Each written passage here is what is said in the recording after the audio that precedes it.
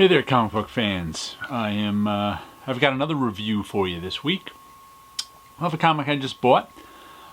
This came out 2 weeks ago, but I just got it this week. It's Black Stars Above #1 by Vault. This is their Frank Miller cover, homage to Frank Miller, and also to, I think, to Whiteout, the series by Greg Rucka. There's a little thing by Greg Rucka, and which Lieber was it that drew it? Or is it Greg Rucka? Steve Lieber, that's his name.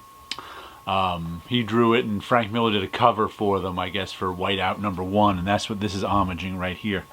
And I'll tell you right away that I liked this. I was actually debating putting it on my pull list, but I put it on there today because this book is not without its problems, but it won me over in the end. And it's pretty cool. Like I said, Vault Comics, and I went to Vault Comics' website to see if I can find out how many issues this was going to run, and I could not.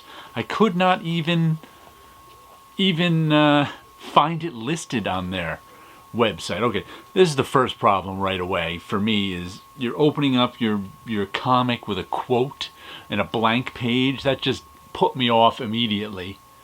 And I don't even care what it says. I mean, this is our splash page. That just put me off. So this comic won me over in the end is kind of amazing, because the beginning of it was a little weak.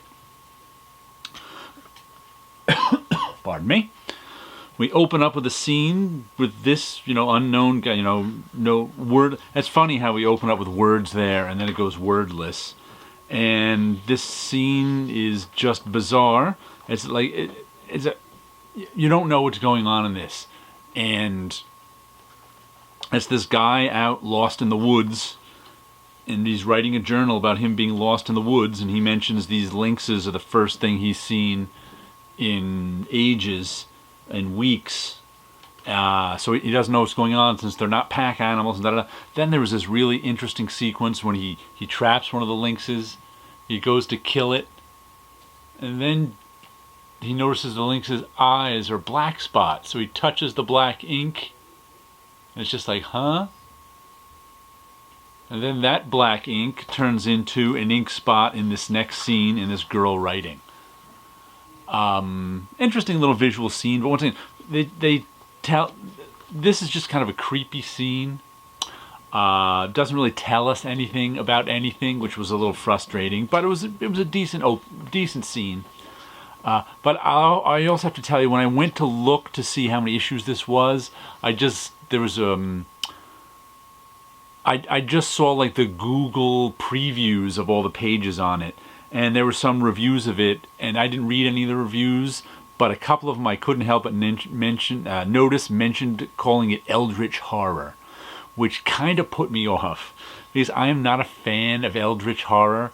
Eldritch horror is just, I guess it's what the hell is that guy's? All of a sudden I forgot his name. That horror writer from the 20s who wrote Cthulhu stuff.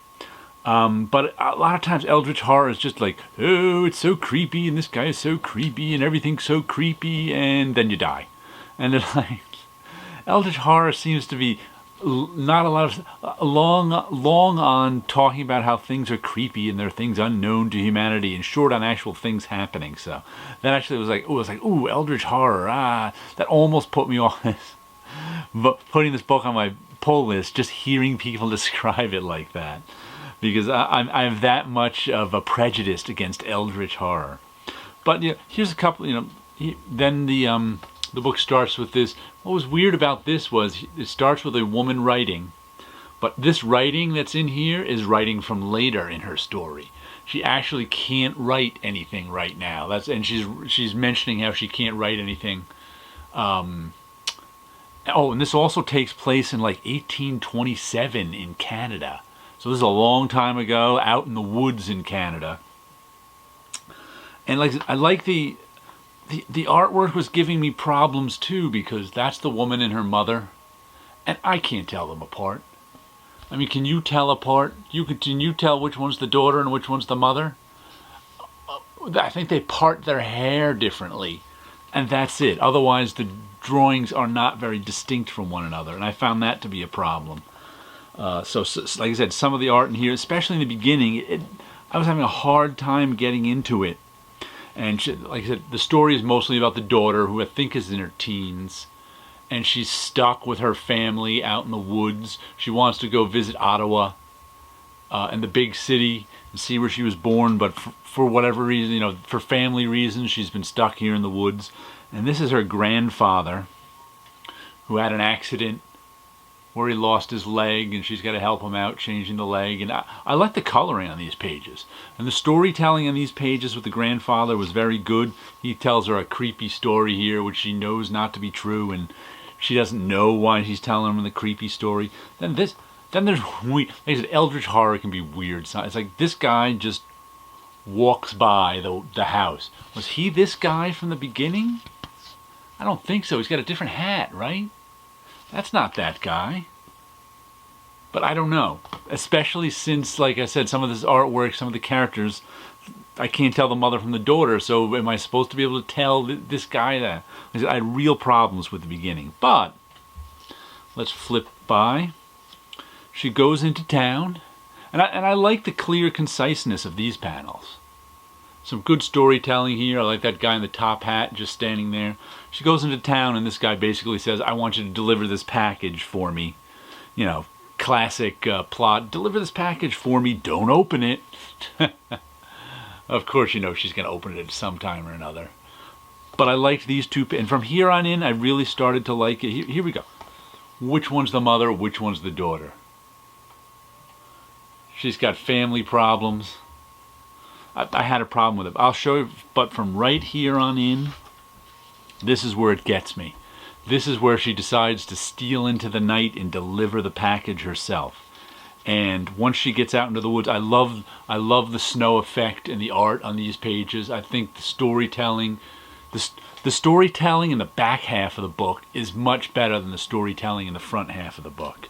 And it just got, by this point, I was totally into it. I was totally immersed in this world.